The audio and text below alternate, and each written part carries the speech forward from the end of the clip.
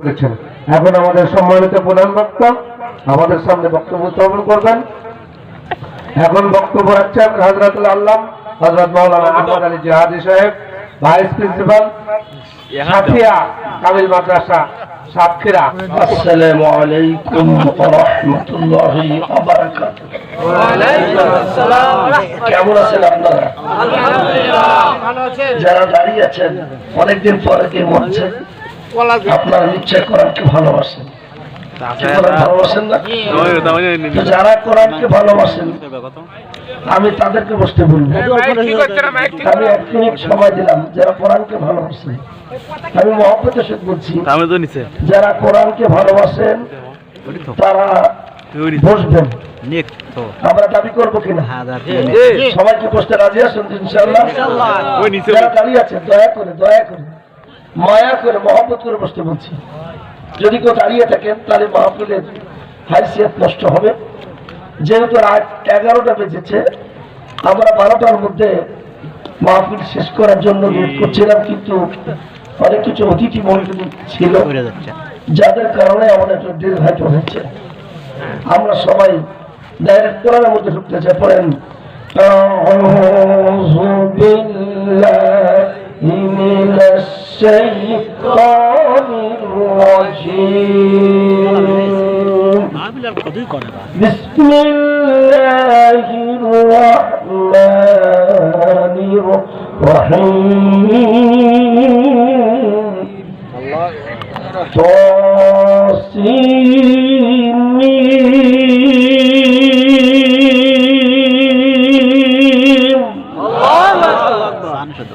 تلك آيات الكتاب المبين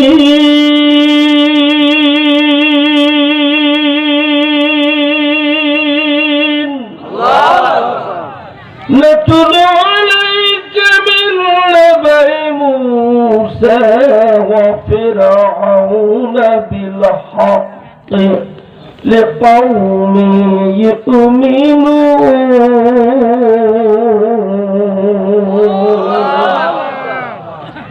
إن فرعون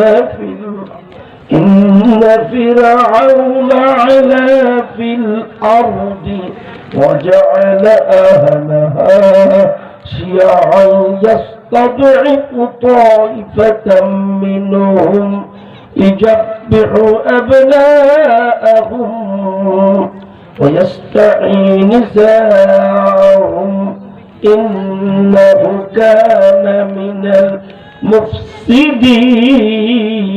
المفسدين ونريد أن نمن على الذين استضعفوا في الأرض ونجعلهم أئمة ونجعلهم الوارثين. آمنت بالله. وعن عائشة صديقة رضي الله تعالى عنها قالت يحشر الناس يوم القيامة وفاة وراته ريالا قلت يا رسول الله لا ينجر بعضكم إلى بعض؟ قال النبي صلى الله عليه وسلم ينجر أحدكم إلى بعض الأمر شد يوم القيامة. رواه الترمذي. الله أكبر. وقال النبي صلى الله عليه وسلم يحشر الناس يوم القيامة إلا دم الشهداء يوم القيامة. رواه البخاري. الله أكبر. وقال أيضا إن الله وملائكته يصلون على النبي يا أيها الذين آمنوا صلوا عليه وسلموا تسليما. اللهم صل على سيدنا مولانا محمد وعلى سيدنا حبيبنا محمد. الحمد لله. تفسير القرآن الكريم ঐতিহ্যবাহী গাইবান্ধা গোবিন্দগঞ্জের বামনপুরি আল কোরআন হাফিজিয়া এতিমখানা ভাগে পেয়ে বসে আস্তে আস্তে আস্তে হবে ইনশাআল্লাহ। চিন্তা করেন হবে, আপনারা আমার দিকে খেয়াল করেন, মালিকের দিকে খেয়াল করেন, হবে ইনশাআল্লাহ। মালিকেরা বলবো একটু তুমি গরমটা বাড়াবা, কি করবে হালকাই করবে, চিন্তার কারণ নাই। মালিক যদি রাজি থাকে আমরা কিছু কথা শুনতে পারবো, বলতে পারবো ইনশাআল্লাহ। 2 দিন ব্যাপী তাফসীর মাহফিলে মহতারাম সভাপতি জনাব আলহাজ ডাক্তার মোহাম্মদ শাহরুল আলম মন্ডল ভাই, আজকের মাহফিলে প্রধান অতিথি ছিলেন জননেতা জনাব ডাক্তার আব্দুর রহিম সরকার সহ বিশেষ অতিথি মন্ডলী, সমাগত বক্তা মন্ডলী, অন্যান্য শ্রোতা মন্ডলী, পর্দার অন্তরে অবস্থানরত আমার প্রিয়তম মা এবং ভগ্নীগণ, সকলের প্রতি ভক্তিবান সালাম, আসসালামু আলাইকুম ওয়া রাহমাতুল্লাহি ওয়া বারাকাতুহু। আপনারা আমার সালাম দেন। আসসালামু আলাইকুম রাহমাতুল্লাহ। ওয়া আলাইকুমুস সালাম ওয়া রাহমাতুল্লাহি ওয়া বারাকাতুহু ওয়া মাগফিরাতুহু। শুকরিয়া আল্লাহ, যিনি আমাদেরকে দয়াময় প্রভু দয়া করে বাংলাদেশের দ্বিতীয় স্বাধীনতা এনে দিয়েছেন। সেই মালিকের দরবারে শুকরিয়া জ্ঞাপন করি, সবাই বলি আলহামদুলিল্লাহ। আর একটু জোরে স্বাধীনতা এনে দিয়েছেন কি আল্লাহ। কিন্তু চেষ্টা করেছে বৈষম্যবিরোধী ছাত্র আন্দোলন, ছোট ছোট যুবকরা। এই যুবকরা যদি জীবন না দিত, শহীদ আবু সাইদের বুক পেতে দিয়ে না দিত, হয়তো স্বাধীনতা আমরা পেতাম না। এই জন্য বৈষম্য বিরোধী ছাত্র আন্দোলন যারা করেছে এদেরকে একটি ভালোবাসার চুমা দিতে হাত উঁচু করেন, সবাই হাত করেন। আমি তাদেরকে ভালোবাসার চুমা দিতে সবাই হাত করে চুমা দেন, একটু চুমা পৌঁছায় দেন। আল্লাহু আকবার। কারণ তারা যে রক্ত দিয়েছে মনে হচ্ছে আজকের আবাবিল পাখি হয়ে গেছে তারা, কথা ঠিক কিনা? আর আসহাবে ফিলের মতো, আসহাবে ফিল আমরা বাচ্চাকে যেভাবে আল্লাহ ধ্বংস করার জন্য, আসহাবে ফিলকে ধ্বংস করার জন্য যেভাবে আবাবিল পাখি পাঠিয়েছিল, আমার মনে হচ্ছিল ছাত্র জনতা এদেশের আবাবিল পাখি হিসেবে আল্লাহ কবুল করেছেন, কথা ঠিক না? ঠিক। এই জন্য বৈষম্য বিরোধী ছাত্র আন্দোলন যারা শহীদ হয়েছে তাদেরকে শাহাদাত আল্লাহ কবুল করুন, বলেন আমিন। আমি একথাটা জানি, বাংলাদেশের এই গাইবান্ধা, কুড়িগ্রাম, রৌমারী, রাজীবপুর, নীলফামারী বহু লোক পলাশবাড়ির লোক বাড়ি ছাড়া ছিলেন না, এবং বাড়ি ছাড়া হয়ে ঢাকায় আমাদের পরিচয় ঘটেছে। অনেকে রিক্সা চালিয়েছেন, ইজি বাইক চালিয়েছেন, অনেকে সিএনজি চালিয়েছেন, মোটর সাইকেল চালিয়েছে এমএ ছেড়ে। আমি একদিন চিলাহাটি থেকে মাহফিল করে চলে গেছি, তখন আমার জীবন ছিল পালাতক জীবন। 2013 সালের 12 ডিসেম্বর থেকে 2019 সালের ফেব্রুয়ারি মাস পর্যন্ত আমার এই নিজের চোখে নিজের ঘরটা দিনের বেলায় আমি চোখে দেখিনি। আমার নিজের ঘরটা 3 বার ভেঙেছে আমার ঘর, 50 অধিক মামলা দিয়েছে। তবে মালিকের কাছে মাথা নত করেছিলাম, জনগণের কাছে, সরকারের কাছে মাথা নত করিনি। আল্লাহু আকবার বলেন। রাজনৈতিক বক্তৃতা না দিয়ে আমি শুধু শুনলে বলছি কেন বিপ্লব ঘটলো। আল্লাহ বলছেন ওরাই বিপ্লব ঘটাতে পারে যারা ঈমান আনার পরে হিজরত করে তারপরে জিহাদ করে। অর্থাৎ যারা ঈমান আনার পরে হিজরত করে না, বাড়ি ছাড়া হয় না, এরা জিহাদ করতে পারে না। খুব খেয়াল করবেন। এজন্য যারা ঈমান আনে, আল্লাহ কোরআন পাকের মধ্যে 2 জায়গায় খাঁটি মুমিনি কথা বলা হয়েছে, ইন্নাল্লাযীনা আমানু ওয়া হাজারু ওয়া জাহাদু ফি সাবিলিল্লাহি বিআমওয়ালিহিম ওয়া আনফুসিহিম ওয়াল্লাযীনা আওউ ওয়া নাসারু উলাইকা হুমুল মুমিনুনা হাক্কান। আল্লাহু আকবার বলেন। যারা ঈমান আনে, হিজরত করে চলে যায়, জিহাদ করে মাল এবং জান দেয়, এদের কাছে আস্থারে যায়, তারাই খাঁটি মুমিন। আল্লাহু আকবার বলবেন না? আপনারা সামনে যারা আছেন, এই গাইবান্ধার মধ্যে আমি 15 দিন পালিয়েছিলাম। কোথায় ছিলাম সেই বাড়িটা শোনা দরকার নেই।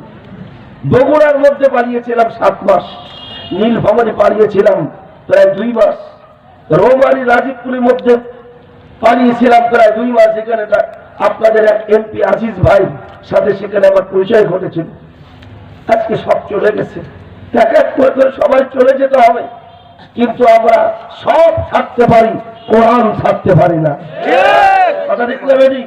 আমাদের কাছে হৃদয়ের চাইতে বেশি প্রিয় হলো, আমার জীবনের চাইতে বেশি প্রিয় হলো কোরআন। আমি মনে করি আজকের মাহফিলে প্রধান অতিথি আমরা নয়, প্রধান অতিথি আপনারাই।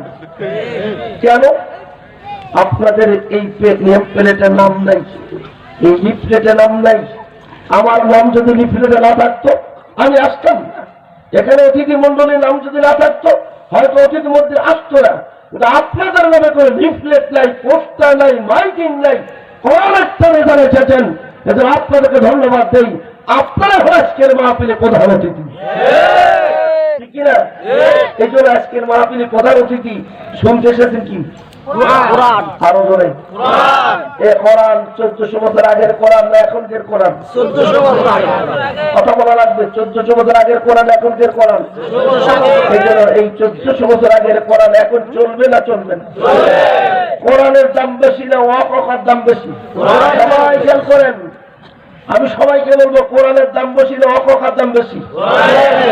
ইংল্যান্ডে গেলে কোন ভাষায় কথা বলা লাগে? ইংরেজি। জোরে বলেন। বাংলাদেশে আসলে কোন ভাষায়? হিন্দুস্তানে গেলি পাকিস্তানে গেলে উর্দু, ইরানে গেলি ফার্সি, চীন দেশে গেলি চীনা ভাষা, মালয়েশিয়া গেলি মালয় ভাষা, কবরে গেলি কোন ভাষা? কোরআনের ভাষা। জোর হলো না? আরো জোরে। এই কোরআনের ভাষা না শিখে যদি কবরে যায় খবর আছে না? নাই। এই জন্য আমরা কোরআনের ভাষা শিখতে এসেছি, কিচ্ছু লাগবে না, ঘর আস্তে আস্তে ভালো হবে ইনশাআল্লাহ, যদি মালিক তুমি শিখতে বলেন। আমি আমার এই 29 বছর ওয়াজের মধ্যে সবচেয়ে বেশি কষ্ট করেছি আজকে। গত পরশুদিন মাহফিল ছিল আপনাদের কাহাবি পাতনজা, এখান থেকে চলে গেছি ভোলা চরপেশান, যারা অবস্থান জানলে বলতে পারবেন, 750 কিলোমিটার পথ, 40 কিলোমিটার নদী পথ। এরপরে রাত 12টায় মাহফিল ছেড়েছি, সেই 12টায় রওনা দিয়েছি। এরপর আপনাদের এখানে পৌঁছেছি এসে রাত 8টা 5 মিনিটে, অর্থাৎ 1600 কিলোমিটার পথ আপ ডাউন করেছি।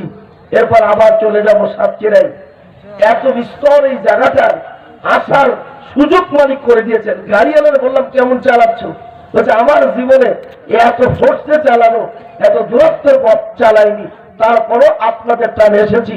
আপনারা কিছুক্ষণ সময় দিতে রাজি আছেন না? নাই? সবাই তো হাত উঁচু করে দেখো, স্লোগান তো দেখি। লিল্লাহে তাকবীর, লিল্লাহে তাকবীর। আমি যে সূরাটি পড়েছি, আমি এদিকে ঠিক যাবো না, ডাইরেক্ট সূরার ভিতরে ঢুকতে চাই, তাফসীর করতে চাই। রাজি আছেন তো? ইনশাআল্লাহ। সূরাটির নাম কাহিন। বাংলায় বলুন, কি বললাম? কাহিন। সবাই জোরে বলেন কাহিন। আগে বাংলা বলবো, পরে আরবি বলবো। সূরাটির নাম কি? আরো জোরে। কাহিনী বলেন। আরবিতে বলে আল কসাস। আরবিতে কি? আরো জোরে। আল কসাস। কসাস শব্দের অর্থ কাহিনী। নমরুদ ইব্রাহিমের কাহিনী, মুসা ফিরাউনের কাহিনী, রাসূল আবু জেহেলের কাহিনী, বিগত 17 বছরের কাহিনী।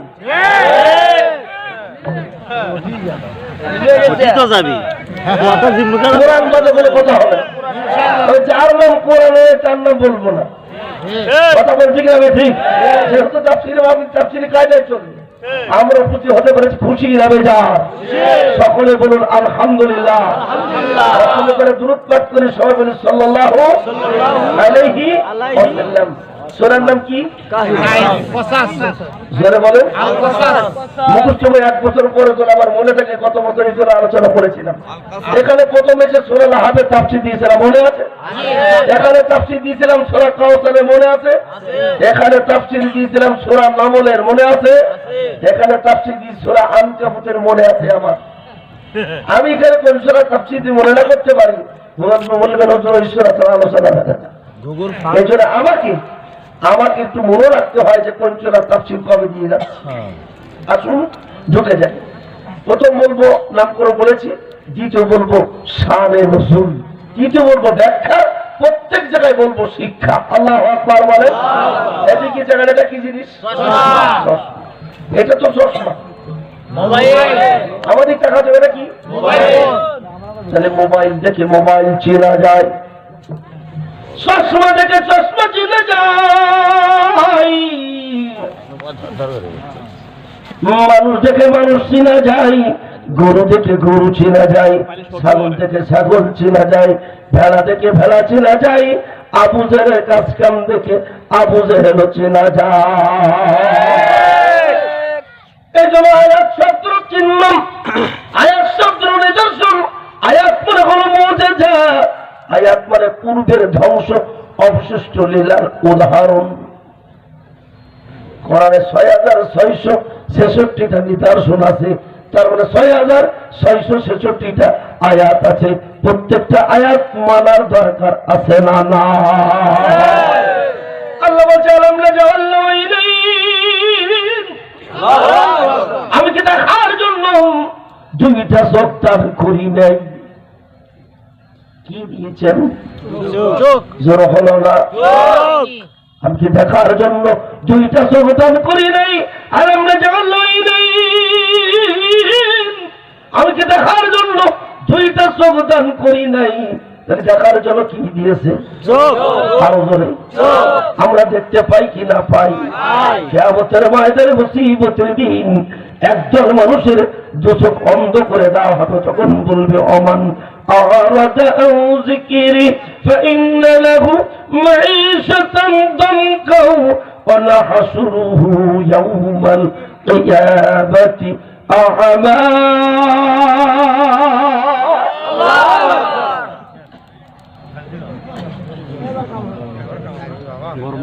রাগ করছেন নাকি?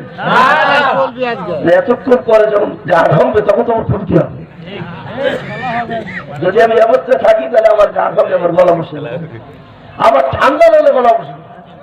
তাহলে আমরা বক্তারা শীতের সময় আমাদের হিসাব কিতাব করে চলবে। রাগ করছেন নাকি? কিয়ামতের ময়দানে মুসিবতের দিন একজন মানুষের চোখ অন্ধ করে দেওয়া হবে। অন্ধ হবে কখন? এবারে হাসর, ওবারে হলো উপরে জান্নাত, মাঝখানে হলো জাহান্নাম। মাঝখানে কি? জাহান্নাম। খুব খেয়াল করবেন, এখান থেকে সিঁড়ি তৈরি করা হবে, এক এক করে সিঁড়ি উপর দিয়ে উঠতে উঠতে পুলসিরাত পার হবে। এই সিঁড়িটার নাম হলো পুলসিরাত। সিঁড়িটার নাম কি? পুলসিরাত। জোর হলো না? পুলসিরাত। এই পুলসিরাত তৈরি হবে কোরআনের আয়াত দ্বারা। কি দ্বারা? জোর হলো না? এখন যদি কোনো আপনি কোনো ঘরে ওঠেন, মাঝখানে পারে 5টা সিঁড়ি যদি না থাকে, উঠবেন না পড়বেন? জোর হলো না? আরো ধরে বলেন। উঠতে তো পারবেন না। কোরআনে 6666 একটা এত কেউ যদি স্বীকার করে তাহলে কাফের হয়ে যায়, ওখান থেকে নিচে পড়ে জাহান্নামে চলে যাবে, আর কোনোদিন উঠতে পারবে না। আল্লাহ বলছে কিয়ামতের ময়দানে মুসিবতের দিন, ঠিক হাসরের ময়দানে পুলসিরাতের আগেই একজন মানুষের দু চোখ অন্ধ হয়ে যাবে। ও তখন বলবে ক্বালা রাব্বি লিমা হাশারতানি আমা ওয়া ক্বাদ কুনতু বাসীরা। হে মালিক, আমার তো দুই চোখ ছিল, তুমি কেন অন্ধ করে দিলে? আমি এখন যদি দেখতে না পাই, পুলসিরাত পার হবো কি করে? জান্নাতে যে তোমাকে দেখবো কি করে? আল্লাহ তখন বলবে ক্বালা কাযালিকা আতাতকা আয়াতুনা ফানাসিতাহা ক্বালা কাযালিকা আল-ইয়াওমা তুনসা। আমি তোমাকে কোন আয়াত দিয়েছিলাম, চিহ্ন দিয়েছিলাম, এই চিহ্ন যেমন তুমি ভুলে গেছো, আমি আল্লাহ আজকের তোমাকে ভুলে গেলাম। আমার পুলসিরাত তোমাকে পার করতে দেব না।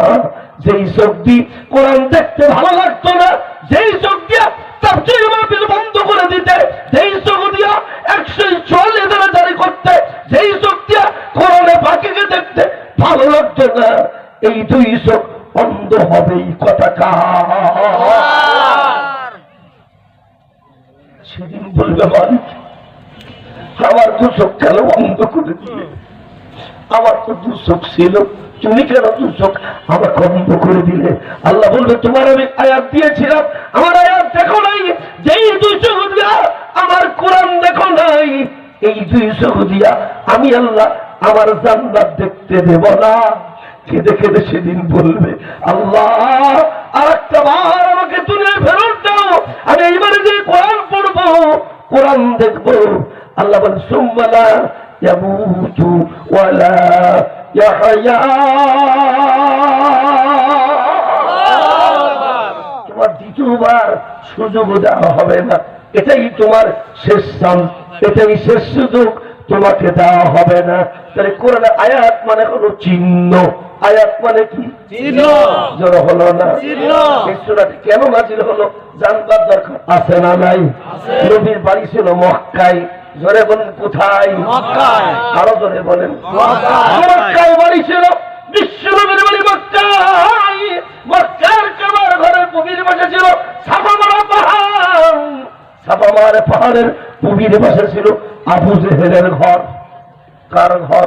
আবু জেহেল। হলো না? আবু জেহেল। যারা কাবায় যাবেন হজ করতে উমরা করতে, মোটেও যদি জায়গা না চেনেন, শুধু একবার বলবেন যে আমি যাব আবু জেহেলের ঘরে পায়খানা ফিরতে। হলো না? কিচ্ছু লাগবে না। কাবায় আপনি হারিয়ে গেছেন, মক্কায় জায়গা চিনতে পারছেন না, শুধু বলবেন আমি আবু জেহেল, আবু জেহেলের বাড়ি যাব। পুলিশরা বলবে আবু জেহেলের বাড়ি এইদিকে, পায়খানা ঘর। ঠিক বোঝা যায় যারা কোরআন বিরোধী হয় তাদের ঘর, তাদের অফিসই পায়খানা ঘর। বাংলাদেশের শ্রেষ্ঠ বড় নেতা যারা, 17 বছর ক্ষমতায় ছিল যারা, তাদের এখন রাষ্ট্রনীর জায়গাটা যাদের ছিল অফিস, এখন সেটা কি ঘর? ওটা আয়াত, এটা আয়াত, এটা আয়াতুল কিতাবিল মুবিন।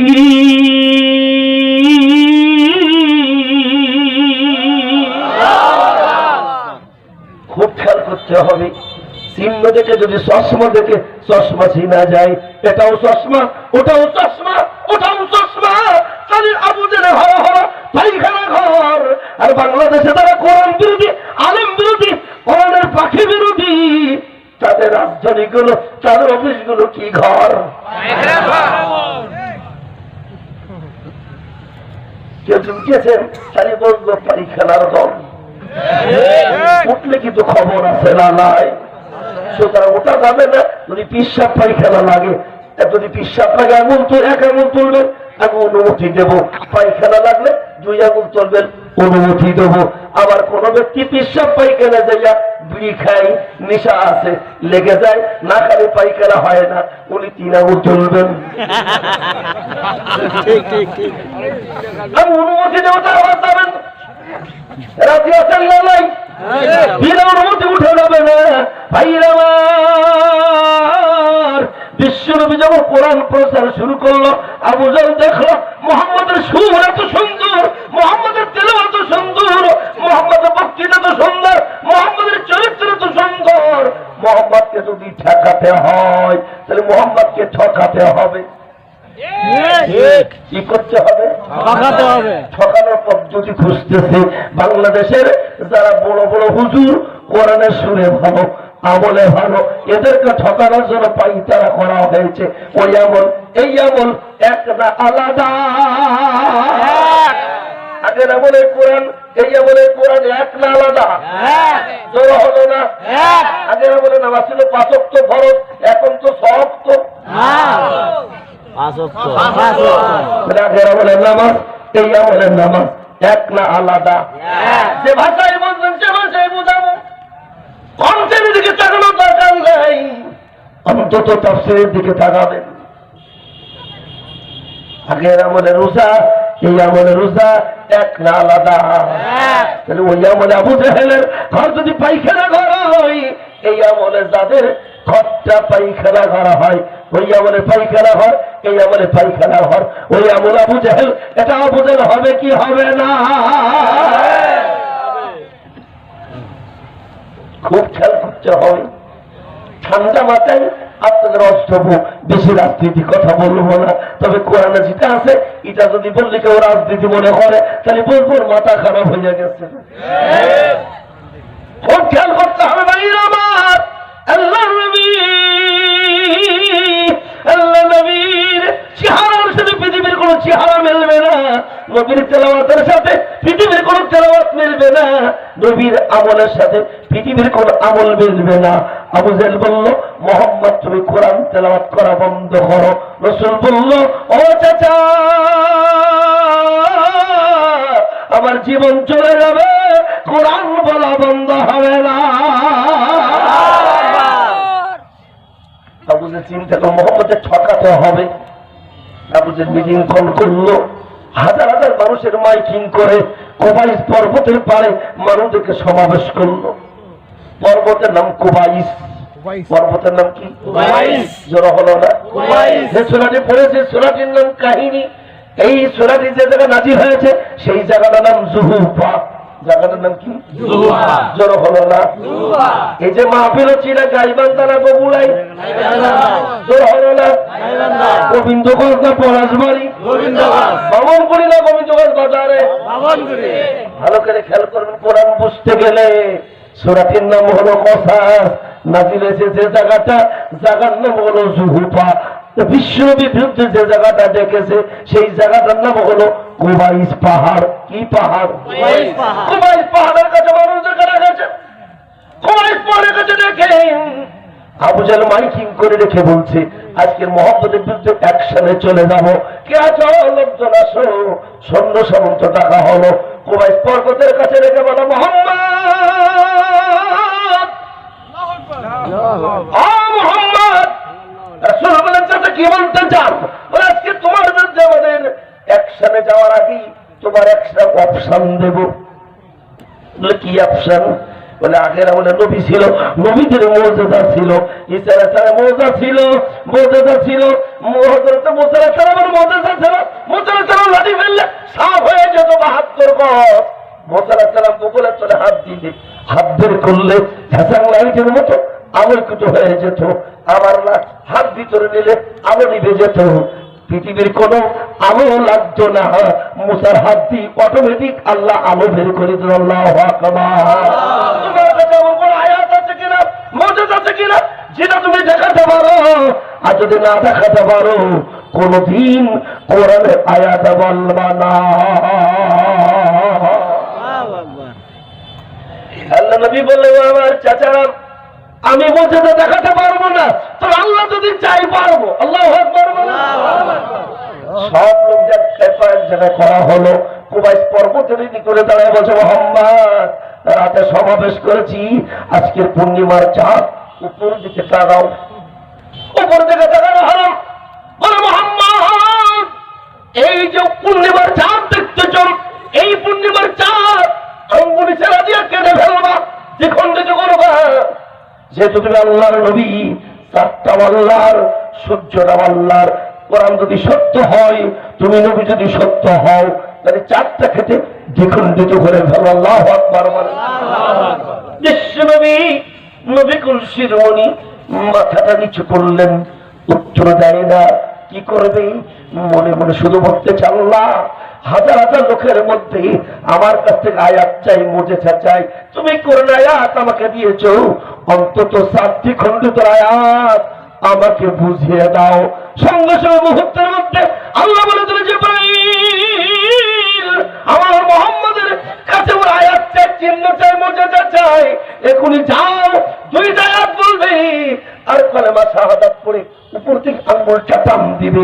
টান দেওয়ার সাথে সাথে আমি আল্লাহ 7টা দুখণ্ড করে দেব। আল্লাহু আকবার।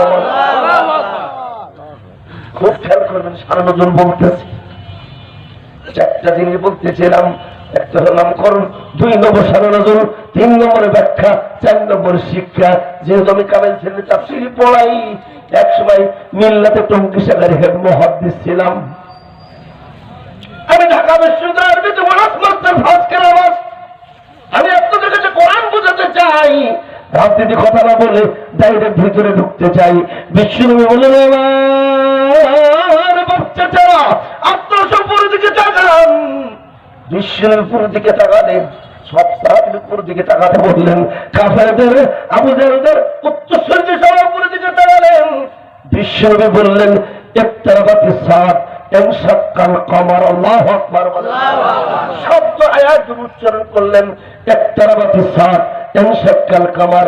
আশহাদু আল্লা ইলাহা ইল্লাল্লাহু ওয়াহদাহু লা শারীকা লাহু। বলে একটা টান মারলেন, টান মারার সাথে সাথেই ছাতি খণ্ডিত হয়ে দুই পাশে কাঁপতে শুরু করল। আল্লাহু আকবার। দুনিয়ার মানুষ অনেক কিছু বিশ্বাস করে, ওলিদের কাছ থেকে কিছু মজেজা বেরা হয়, কারামাতা ওলে হাক্কুন, নবীদের কাছ থেকে মজেজা ঘটায় আল্লাহ, আর ওলিদের কাছ থেকে কারামাত ঘটায় আল্লাহ। বাংলাদেশের শ্রেষ্ঠ ওলি